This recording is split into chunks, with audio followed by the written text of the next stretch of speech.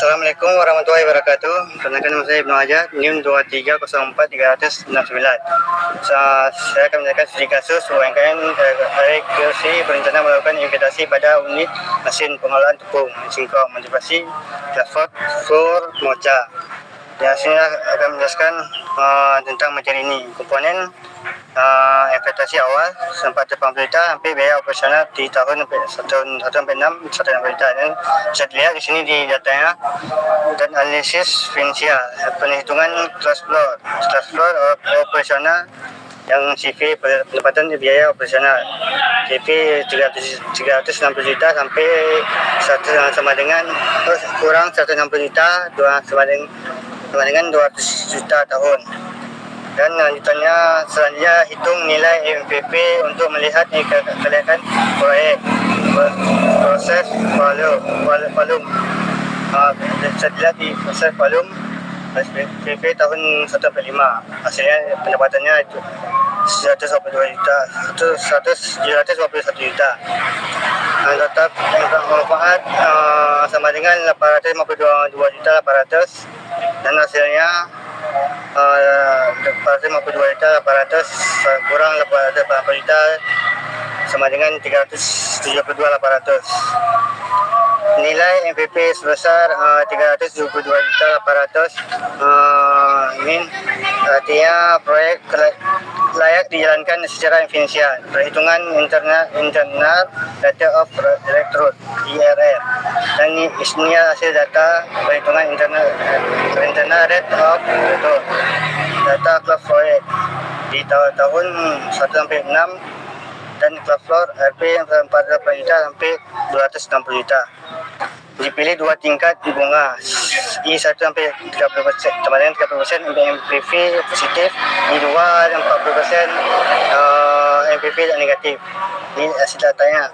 Selanjutnya hitung V yang baru, proses volume tahun 1 sampai 5 200 juta sampai hasilnya 487 juta, tahun ke-6 260 juta dikali 0,27 hasilnya 353 juta 820 ribu. Faktor diskoto 40% datanya. Data tahun 1 sampai 6 DP 0,714 sampai 0,1333. Selanjutnya hitung PP yang baru, proses volume tahun 1 sampai 5 200 juta dikali dan hasilnya 200 dikali 2,034 dikurang apa nih,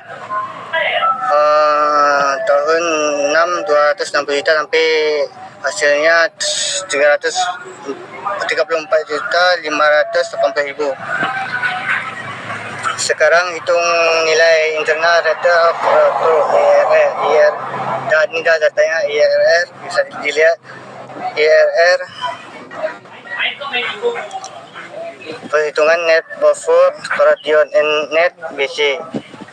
BV positif, total PP harus kas positif 852 juta 800 ribu. Growth investasi awal 480 juta, dan hasilnya 1,78. Artinya setiap satu biaya menghasilkan 1,78 manfaat, mata proyek layak secara finansial.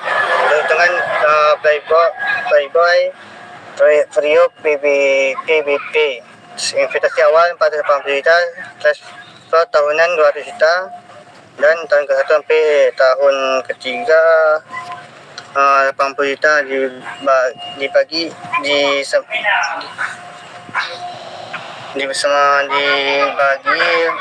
juta 0,4 tahun. Makanya Playboy Trio PBP adalah artinya butuh waktu 2 tahun sampai 4 bulan untuk dia balik modal. Analisis entivitas, kondisi dasar MPP sampai 372 juta 800 ribu positif, proyek layak secara finansial. Bisa dilihat dengan datanya hitung nilai MPV baru, MPV 753 juta 753.700.000. 400 dikurang 480 juta sama dengan 273.700. Hitung nilai MVP yang baru. MVP yang 300 juta dikurang 480 juta sama dengan 222 juta. Penurunan pendapatan sebesar 10% belum membuat proyek merugi karena MVP masih positif. Bagaimana jika kesempatan proyek pendapatan baru masuk ke tahun kedua?